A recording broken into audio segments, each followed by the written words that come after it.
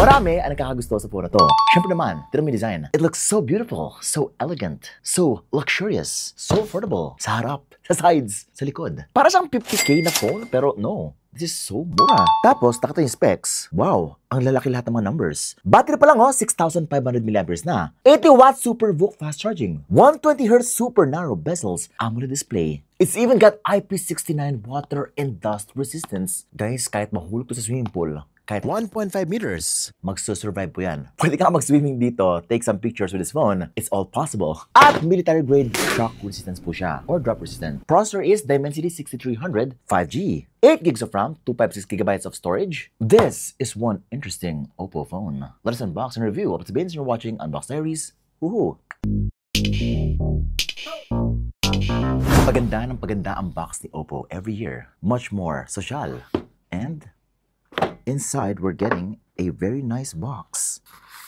Siyempre, ito na yung quick guide, safety guide. We're also getting a very nice case. Hindi lang pa siya jelly case. It looks like a case na nabibili mo sa isang social na store. Matte finish at siyempre, wow, parang 500 pesos to na casing ah. Nice. And oh my God, look at that packaging. Kung iba nagtitipid sa packaging, this one, tingnan mo naman yan guys.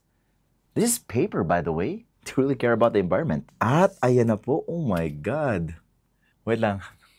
Sobrang nabablown away ako sa itsura.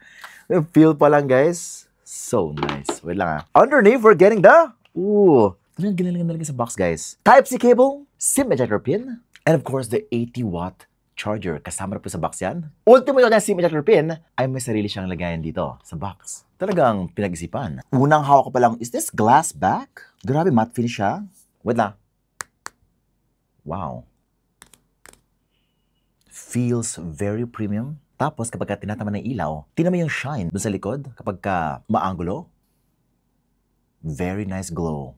Ganito po yung cellphone na malakas yung dating. Yung simple lang pero when done right, it looks sophisticated. Kahit sa harapan guys, tingnan mo yan, pati yung wallpaper. It really does feel like it. Oh, tingnan mo yung OS.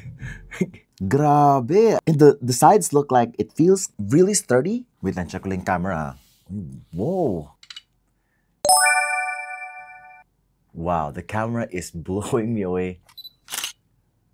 Pag Oppo user ka talaga, dito ka talaga may engage sa kanya. 1, 2. There you go. A very impressive picture from the Oppo A6 Pro.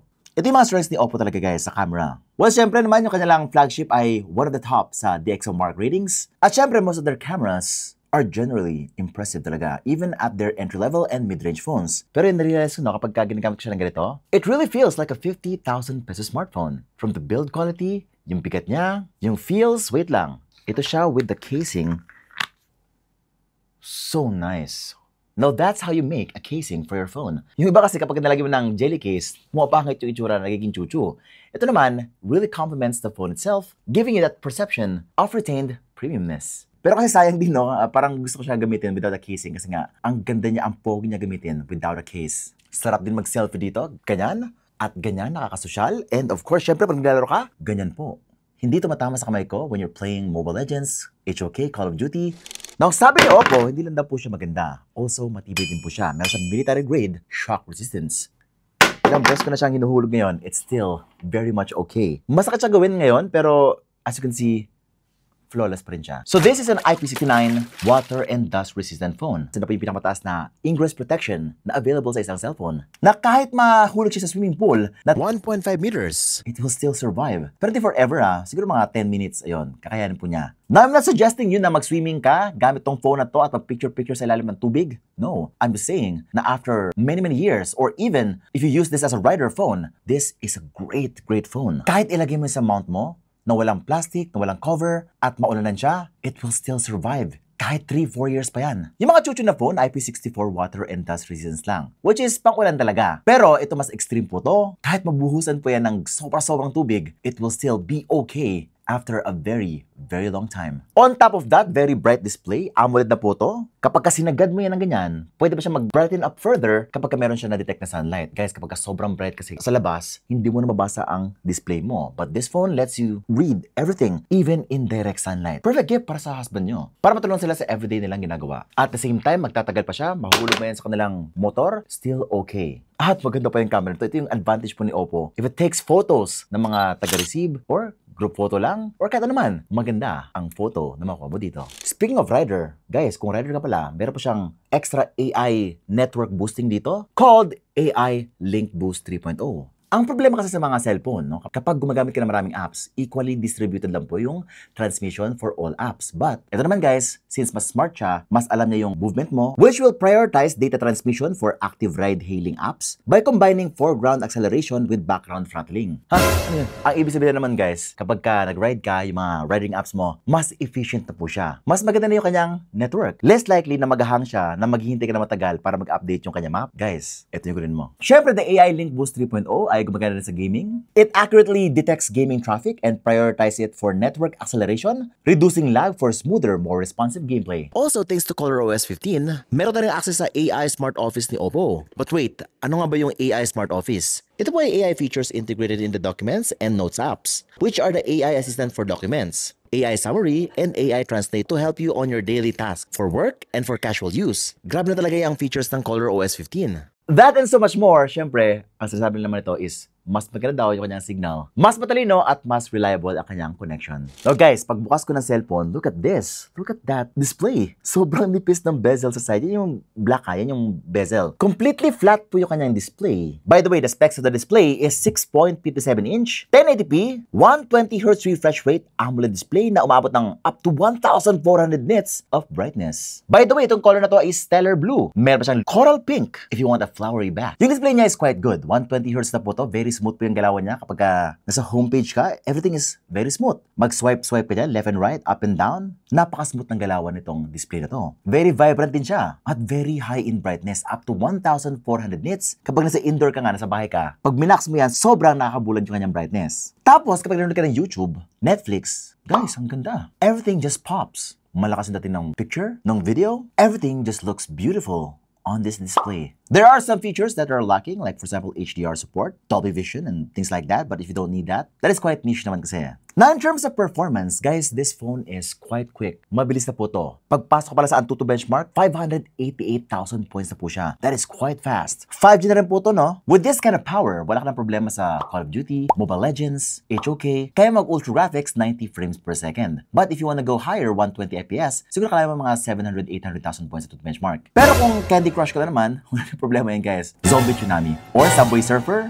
or Temple Run, walang problema guys. Also, the Oppo A6 Pro is larger and cooler compared to previous devices. Kaya kahit nag-iinit na yung laban, cool na cool pa rin ang phone mo. To give you the most comfortable gaming experience, the phone's thermal management has been fine-tuned based on common horizontal grip positions. Ang resulta, a drop of 1.5 degrees Celsius in surface temperature and 1.3 degrees in middle frame, helping to keep your hands cool and your focus sharp, even in the heat of battle. That is all thanks to Oppo's super cool VC system that lets you stay cool even when you're hot. Hindi po lahat gamers guys bumibili na cellphone. Some are actually looking for something na better in photo, better na design, mas okay yung experience. Pati yung wallpaper, everything else feels very familiar. May drawer din po siya if you want that. Mas madali na pong i-consume halos lahat. Even yung settings niya, ayan, mas madali na pong intindihin. Tapos guys, sobrang smooth na po halos lahat. Wala na pong lag or frame drop na nakita sa home screen. Tapos kapag punta sa Recents, grabe ang smooth ng animation. Pag open na app, smooth din. Napaka-smooth and bouncy ng feel. Halos lahat. I love it. Now, if you're gonna buy this for camera, you will not be disappointed kasi nga si Oppo ay isa sa mga pinamagaling in terms of paggawa sa camera sa isang cellphone. Matagal lang po si Oppo dyan. Now, check this out. No? Nag-picture kami ng ganito, wala siyang problema. Walang problema kay Oppo. Kahit madilim.